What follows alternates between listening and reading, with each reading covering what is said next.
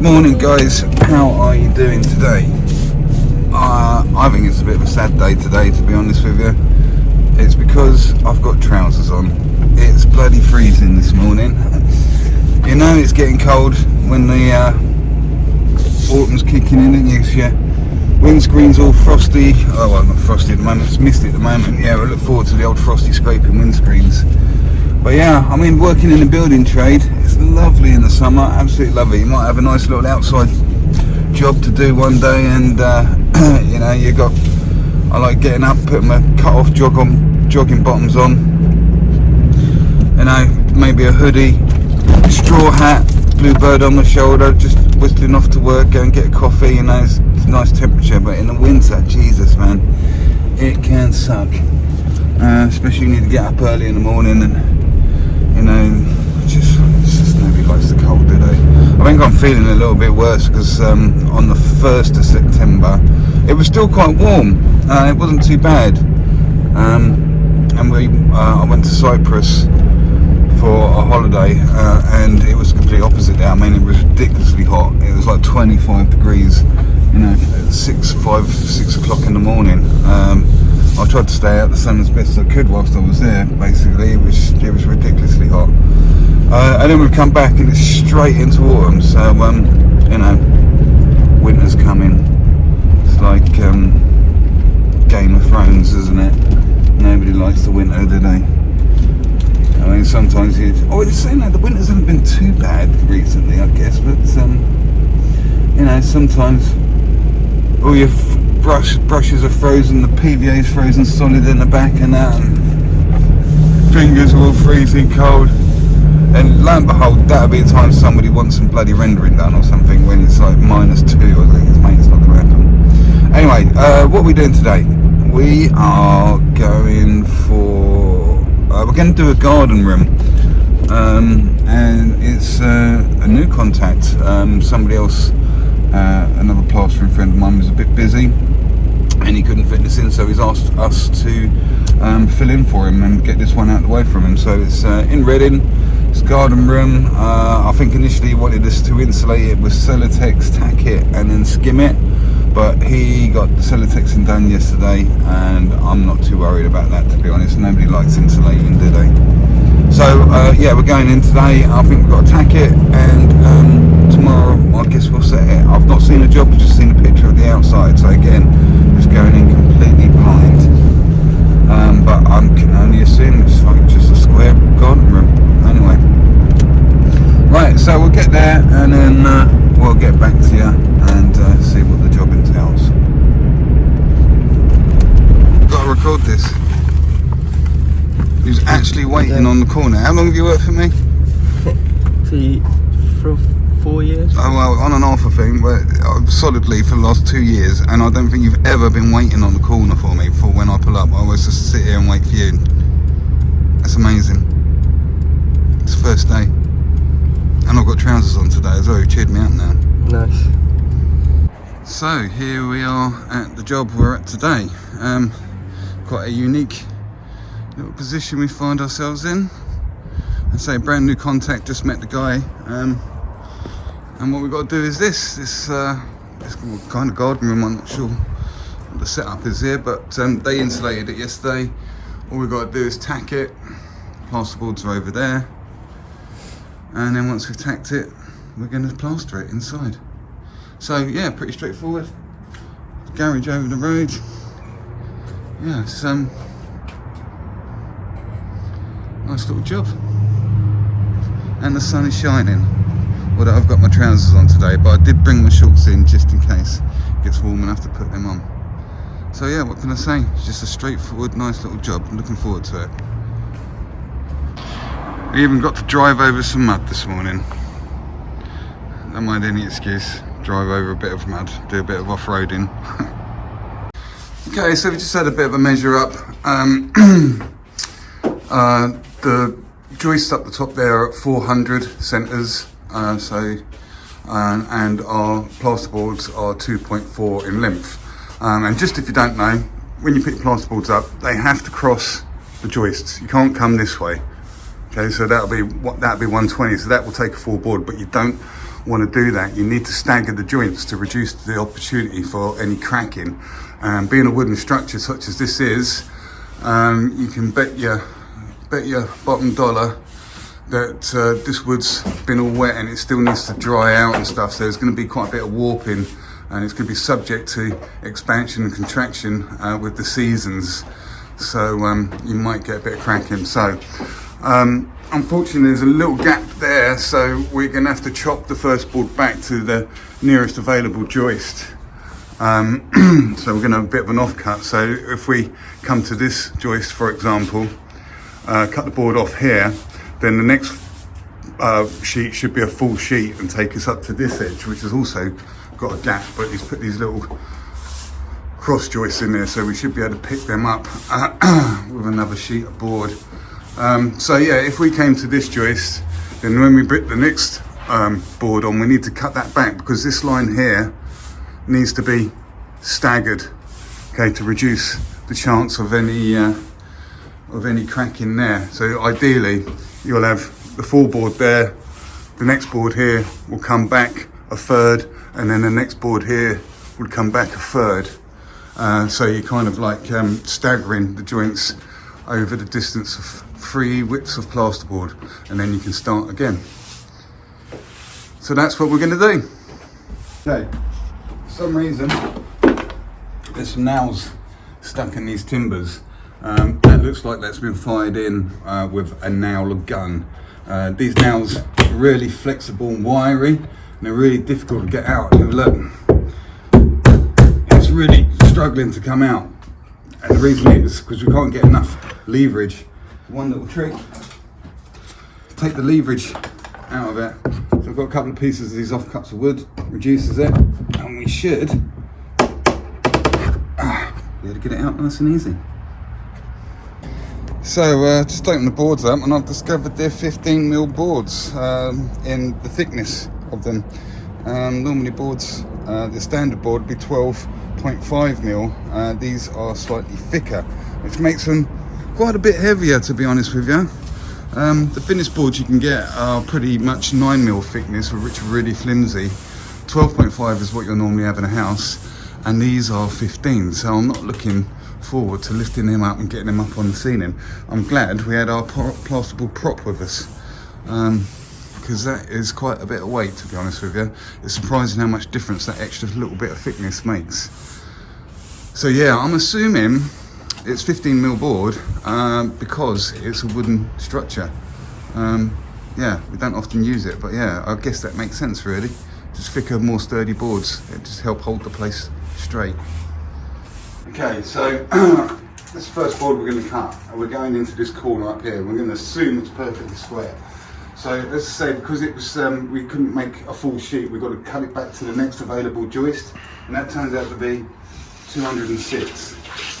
So I've already marked this one up, but if you want to come in and have a little look, a little trick I do, it's just when you measure it, we need to be 206, and I tend to make, with the back of the Stanley, a little V shape. I'll do 2 of them, one at the bottom, which I've already done, and then this little Derby rule, because this is 1.2 meters, 1200, and this turns out to be 1200 as well. So it's ideal for cutting the width. And because we put that little V in there, see, we can see if we're on or off really well. If you just mark it one little line, you might be at a bit of an angle. You don't know whether to go at the front or the back, and then you get an inaccurate cut. Let's hold that with our foot. Being a 15mm, we're probably going to have to score this a few times. Oh, look, I'm just slightly off there, mate. Let's get back on. I mean, we don't do much tacking, to be honest with you. We're not really set up for it. But it's a small room. We're on day work here, so we'll just get on with it. So I'm going to score this up a few times because it's 15mm. Plasterboard these days is probably made a lot better than it used to be. There's all sorts of fibres and stuff in there.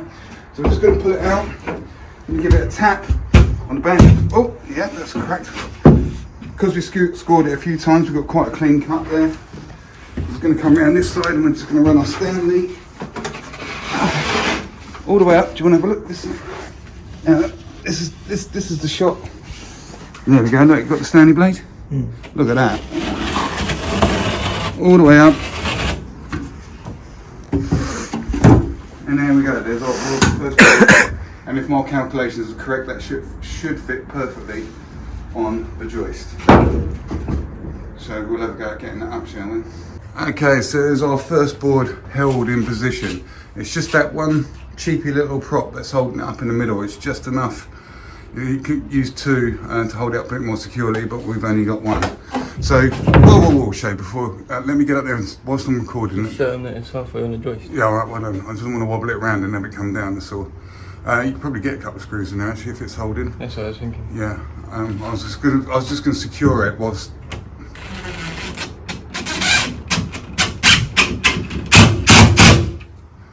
So, it's quite important when you get your first sheet up to make sure you're really good on the joist, really good in the corners, because if the first one's out, then you're going to start losing it, and by the time you get across and get the last one on, you'll have funny angles to cut and everything. So hopefully this broom is really, really square, and it's all going to work out perfectly.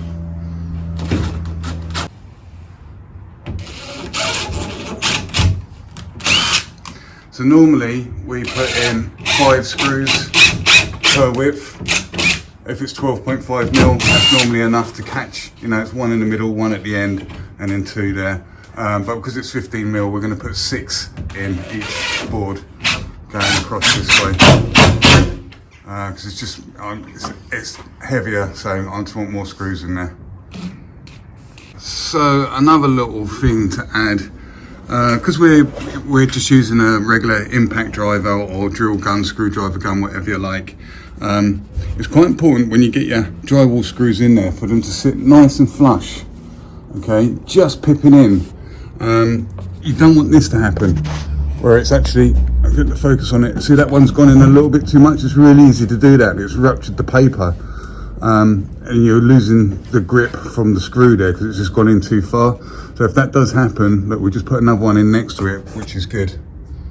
So yeah, you don't want them sticking out too far because obviously it hits your trowel when you're plastering, and you don't want them digging in too deep because you're losing the purchase on the actual plasterboard itself.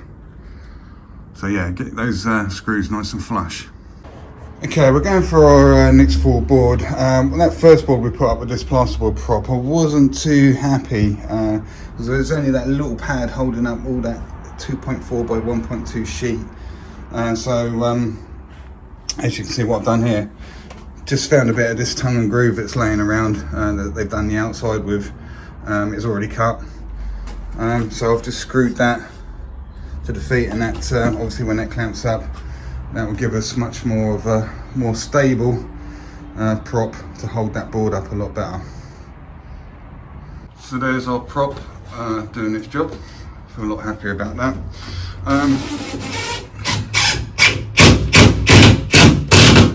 So it's finished quite nicely on this last joist, but look, Matey's put these cross beams in, and it would have been nice if he'd put them in. If you'd put them in at 120s, so it actually picked up the edge of the board. But I'm not too worried because we're doing the sealing first. So when we get the walls up, even if there's any flap or anything along here, when we put the walls up, it's going to come up and hit those. And by the time we scrim them in, it's going to hold any of those flappy bits across this side nice and stable. We're probably going to start next time coming out from this way, and that hopefully will stagger this joint. Okay, this next board I cut at 188. I could have gone to the next joist, but you see that joint is, I thought it might be a bit too close, so I've pulled that cut back, and hopefully we'll get another full sheet in there, and then that extra bit that I chopped off of this board will fill in this last gap. So yeah, the whole reason of keeping those joints more staggered, that's why I've cut that back shorter. So there we have it, that offcut does get that last little bit which I've already cut. I'm just waiting for Shay to screw this up, secure, and then we'll get this last little piece up. So that's the wastage we're getting from doing a strip, and that's all the waste we've got so far. So yeah, wherever we cut these joists, it's going to work out pretty good. So I'm going to get that little bit in here, the next one I think we'll start from this end again. So you can see we've got a joint there just beyond shade, got a joint here. I think I'm going to put the next joint over here, so I'm going to cut a small board just to get that, come up to this one, leave the off cut, then put a full board in, and then that off cut that we've left should fill this last gap in, and then we've got the staggered bang, bang, staggered joists over 3 lengths of plasterboard, 3 widths of plasterboard. Okay, so we've pretty much gone across the whole ceiling. I'm quite happy with the staggering we got. But one little problem that kind of bothers me a little bit, got a nasty strip all the way across this front end where the widths haven't worked out very well. But I noticed from the T&G on the outside, there's loads of these bits of wood laying around. So if you will come up here and just have a look, Shay, what we're doing here. We'll do it all the way along because it's going to be a thin strip. It's going to be bouncing up and down. We've got this kind of sole plate here, so we're just going to come over there, and this little piece of wood is just going to be floating. Got my screws ready on my magnet. I'm just going to get a screw up here. Just hold that. That just bites and holds that solid. It's resting on there, and we're going to do that all the way along. So we've got extra fixings to stop that thin sliver of plasterboard flapping up and down too much, because it's not going to be very strong. I'll be much happier doing that. So that's what we're going to do, one little trick like that. Okay, so I've measured out that little strip that's going to come up there. It's only like 14.5 centimetres. So what we're going to do, because we're going to need 2 lengths of this, and I am going to cut it off the full length because we're going to start coming to the walls now. So I was thinking about cutting it a few this way, but that's going to make the board too short. So we might need to trim, soft cut, going down the full length, might do something on the walls. So we're not going to cut this just yet because we need 2 of these lengths. So because we've got the nice machined edge there, just going to run our Stanley all the way along, like so. Be careful not to trip up on these. Okay, so then that should break the other one. There we go. You can't do this too often because the every time you cut it, the next one gets a tiny little bit bigger every time. So then, if you slant it like that, you should be able to just concentrate off.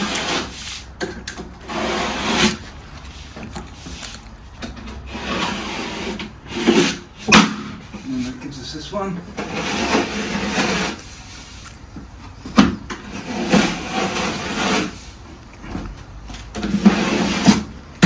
There's our strips. Now if we have a look, these are a tiny little bit rough, okay, because I didn't score them very well, they didn't cut.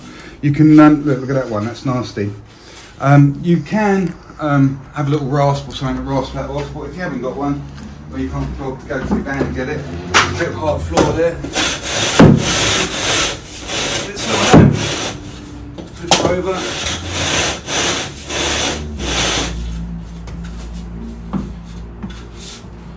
And it gives you a much nicer edge. Yeah. Cool? It's not bad. Okay, cool. Okay, so the uprights here are at 600s. So a full sheet is going to take up 2 of these spaces. But here, look, we've got this extra bit. You see? So we've had to make it up, because this is the offcut that we had from the ceiling. We've had to make it up so that we come halfway on this joist, and then we can just put full boards on. Okay? So this one worked out at 66. Thing is, we've got a socket here. If you notice, the socket is recessed. Come and have a look, Shay. I can see. No, I need you to come and have a look at this angle. Come right in. Look, the socket's recessed. So sometimes you can hold the board up there when you get it in position. Give it a little tap, and then you can look at the back of the board and see where the edges of the socket have marked the board, and then you can cut it out from the back. Well, we're not getting the chance to do that because the board's never ever going to touch it. Okay, so what we've had to do here, and I've never done this before this way, but it's very similar. Sometimes you have to draw it all out. So what I've done, I've measured down from the ceiling, and I've gone for this hole in the middle. Come and have a look at the hole in the middle. Look. So that little hole in the middle there, right there. So I've tried to pinpoint that. So I've measured that down, I've drawn the line, then I've measured across from here to the hole in the middle, okay? So the hole in the middle should be, ideally, oh, I'll get it in, there. So what we're going to do, we're going to get our pad saw, make a half decent sized hole there, so that we may be able to see. Okay, so that's what we've got there. Right, we're going to get this up and fixed up.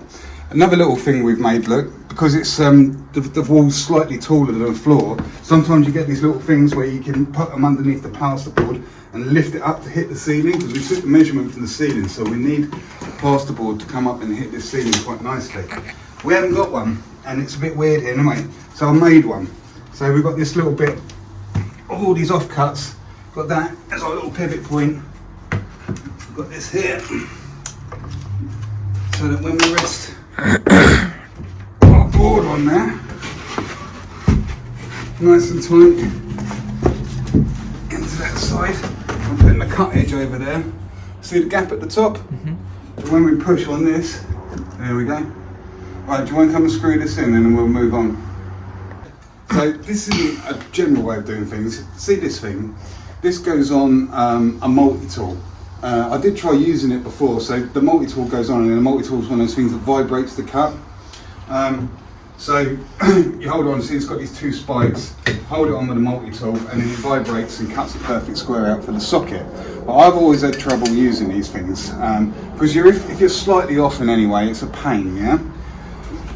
So what I'm doing, because I don't know if you can see that with the camera, we're pretty good where we've got that measurement, so I can see that little hole in the centre of the back box there, yeah? Mm-hmm.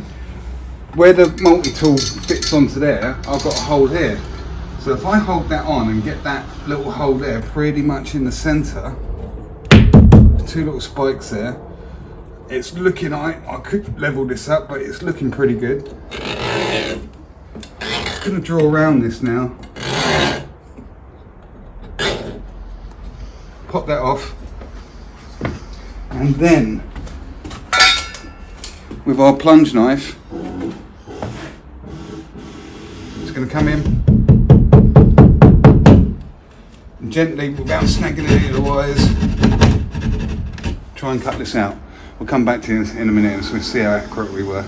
Okay, so we've cut that out and it's not too bad. It's a little bit off, but we can get some scrim around this edge rum a little bit. Maybe with a little bit more practice, we'll get that spot on.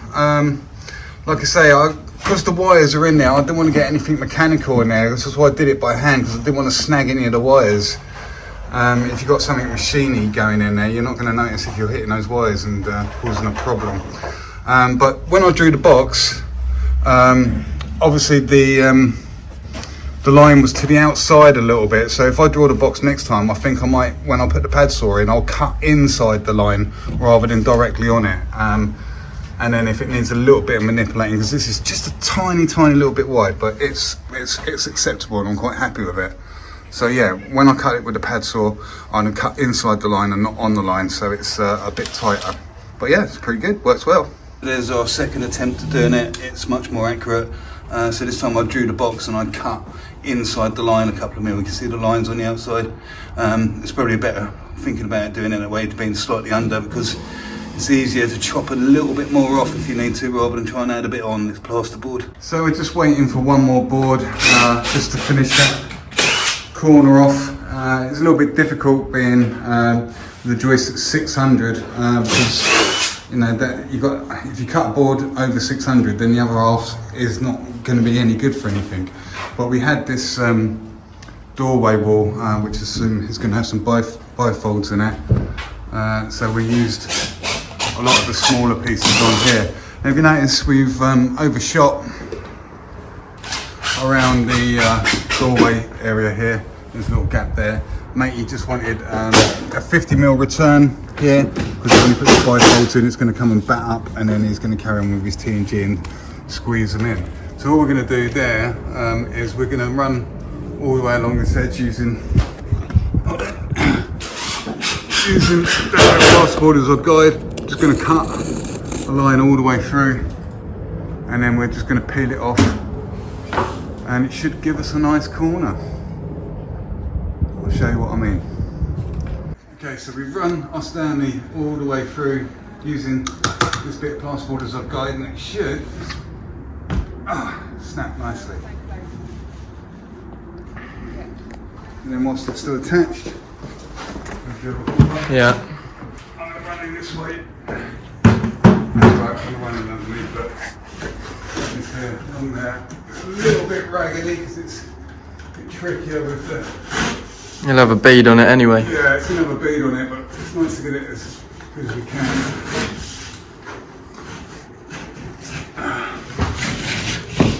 Cutting that last bit of paper there. Get rid of that.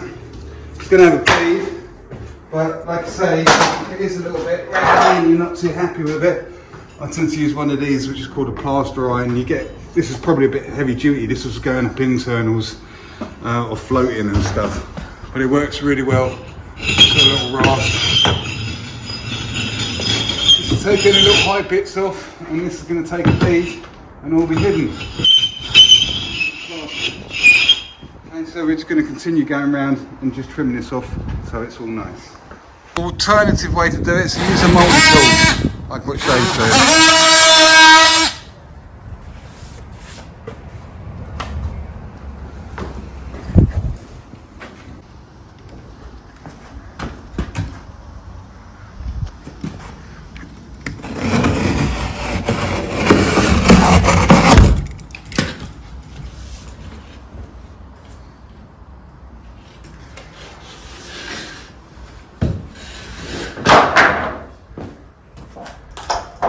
Ready for beads.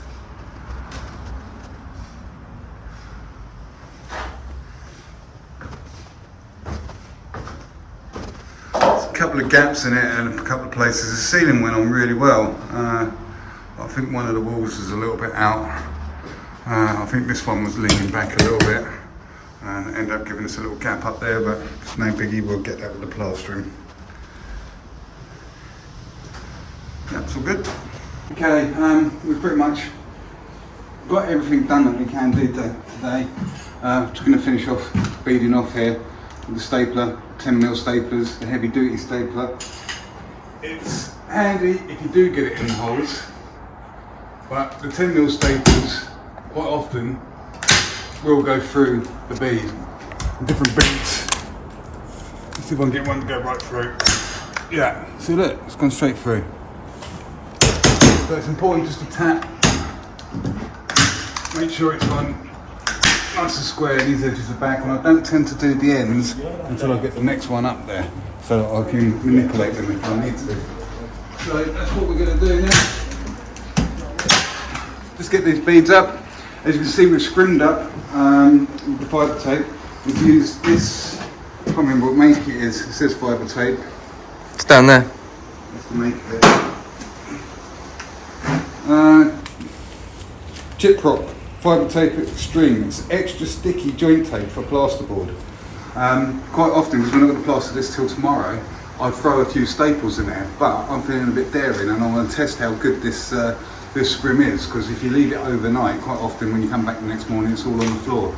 So I'm going to leave this up for tonight, just as it is, and we'll turn up tomorrow and see if it's on the floor. Key things to point then is machine cut edge, and then sometimes they squeeze together, so you might want to bang them on. Yeah. So it's a good example of where you might want to put two machine cut edges together. Let's just do this corner here then. So I very rarely use a tape measure, so we can see we can hold that to the board, bottom board where it's going to come. Skirt's going to cover it, so I don't have to be that accurate here. So what I tend to do is cut a V. But when you pull that bit of bead off, sometimes it creates a little bit of a nib. Sometimes if it might come out and catch, you might want to ground it off a little bit. But in this case, I'm going to turn it around. We've got the machine edge. Now we've got machine edge there. I'm going to put two machine edges together because they're cut really nicely. So we just got a couple in here to hold it. And then, like I say, we haven't fixed this one too much, so just make sure that's perfectly in line.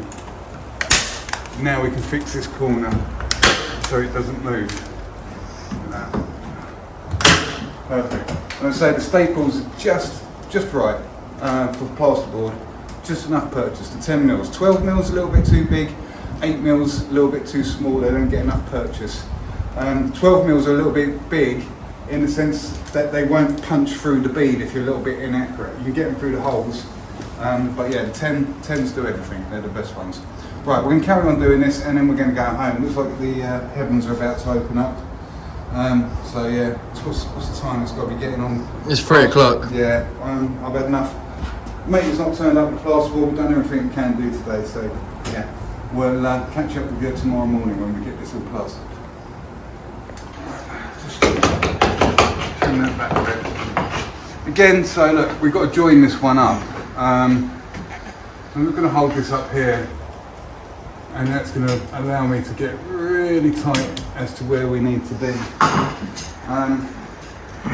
Because we're joining these together, we are going to put the machine edges. So this is the cut edge, and we're going to put that in the corner because it's easier to disguise there. So we've got, again, machine edge to machine edge, and that should give us a nice, once that's plastered, we shouldn't be able to notice there's a joint in that at all. I did ask for a 3 metre bead, but he hasn't turned up with it yet.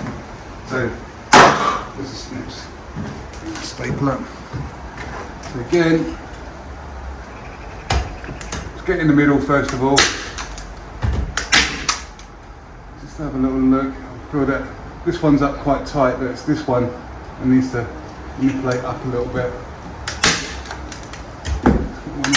And it's careful when you come in this because you might pinch it and then it'll end up V'ing. So at this point, you should stand back and have a bit of a look. That looks pretty good to me.